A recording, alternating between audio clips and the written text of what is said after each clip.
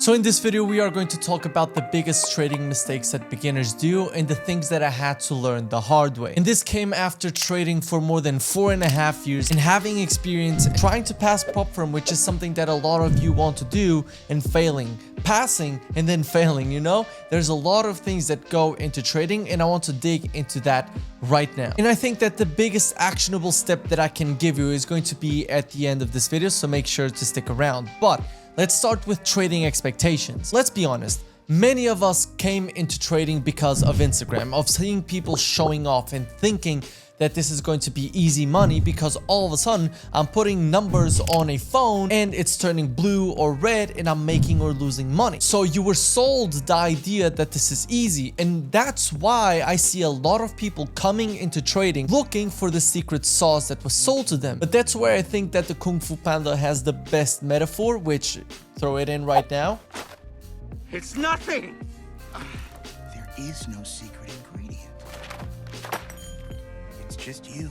Basically means that there is no secret. The secret is you mastering trading and mastering yourself, and from there on you will make money. The problem is that we are sold this dream. We are sold these expectations that we are going to start trading and we are going to have a Lambo, some mansions, some girls, everything around us, when it's not really true. It took me more than 3 years to actually see payouts coming through from prop firms from the profits that I was making, which is definitely not the lifestyle that we were sold on Instagram, right? And a lot of people get triggered when I say this, but you genuinely need to come to trading with the expectation that it is going to take 3, 4, 5 years for you to become successful. A lot of people will say, oh, but there's so much free information, it's such a different time that now you can get profitable way quicker. I didn't say that that was not possible. I said that you need to come with the expectation that it may take longer than you thought. I personally, when I started paying for my first subscription for a course, I actually thought, okay, if I deposit £1,000 and if I profit 10% per month, that means that I will cover the bill for the course. And then I went into drawdown. The good thing is that that community also sold me kind of the right expectations to have. The last thing that I want to say about expectations is very important, which is the fact that if you have high expectations, you are going to put pressure on yourself. With pressure in your trading and the expectation of you getting the same returns as the next guy on Twitter, that is going to make you force trades, force emotions, force beliefs onto the market, which will make your results worse. So keep this in mind when you are coming with the wrong expectations to the market. Talking about expectations, how many times have you heard that psychology is the way to go? Like, you need to focus on your psychology. But how many people that don't understand nothing about technicals are actually already looking into psychology? So what I'm saying right here is that psychology in trading is worthless if you don't know what you're doing. And this last part is very important because people can misconstrue this message, because you've always been told psychology is number one. And it is, but not in every stage of your journey. You need to learn a strategy, learn the technicals of trading in general for you to be able to be profitable. And that's when your mind is going to start playing tricks on you, because there's a whole video on limiting beliefs that I can make for this channel. And let me know in the comments if you want to see that. That will then play a part on making you less profitable. So if you're not yet even remotely profitable, you don't even know a strategy, then psychology is not going to make anything different. But if you already know a strategy that you know is possibly profitable, that's when you have to dig into the psychology. But again, don't expect your psychology to make a big difference if you're not 6 months into your trading journey. And I will talk about trading psychology after this next point, because we can dig a little bit deeper on how you can learn psychology. But first, I want to talk about the mistake of not treating trading as a business. And why don't people treat trading as a business? Well, because it's so accessible. You can consider yourself a trader after you open an account, which takes like 10 minutes, or buy a prop firm challenge, which takes like 2 minutes.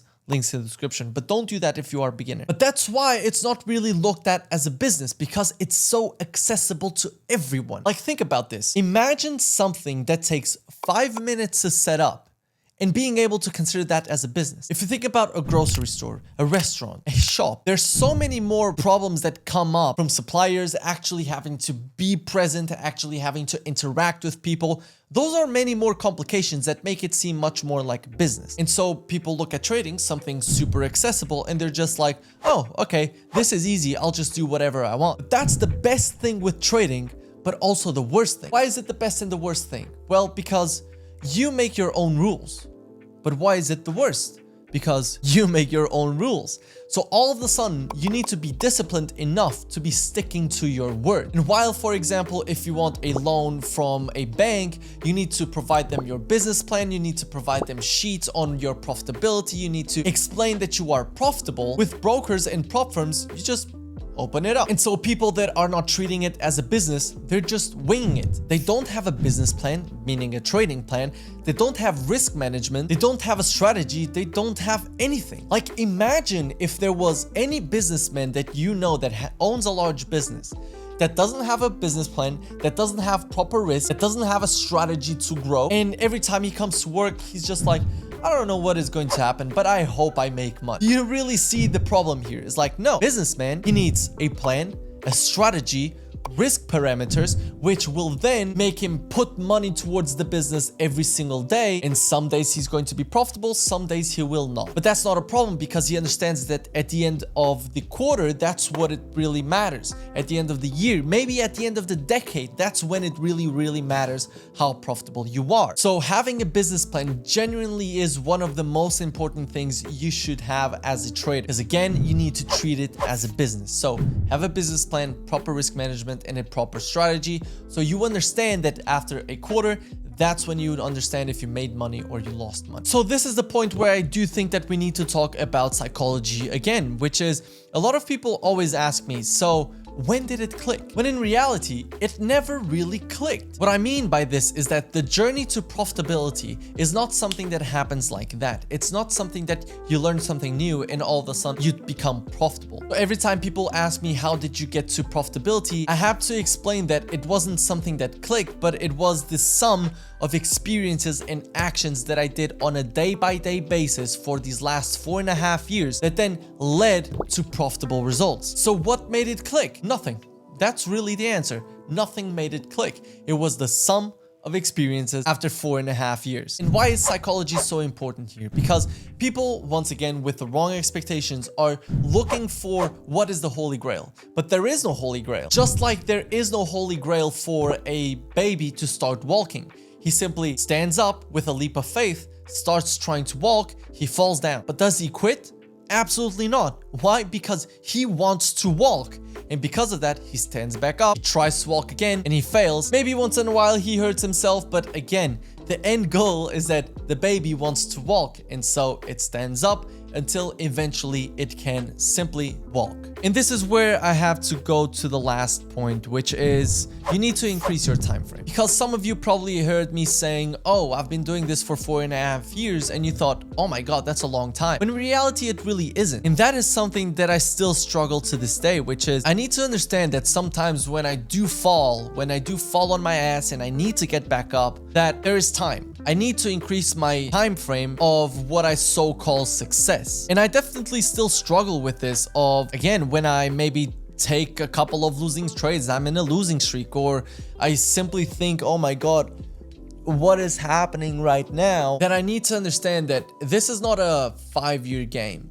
You may be comparing yourself to someone that has become profitable in 3 years or whatever, and you're thinking, damn, I want those same results, I want those same payouts, I want whatever it is. But you need to understand that this is like a lonely journey, man. Like, the best you can do is talk with other traders, but in reality, you'll never be another trader besides yourself. So it doesn't matter with who you talk and whose experience you listen to. You will go through your own experience in your world. And that's why I really think that it's important to increase your time frame. That's why I also talked about expectations. Increase your time horizon on how long you think it's going to take for you to become profitable. Think about this in 10 years. Think about this in a 20-year journey. But right now, we just want things now.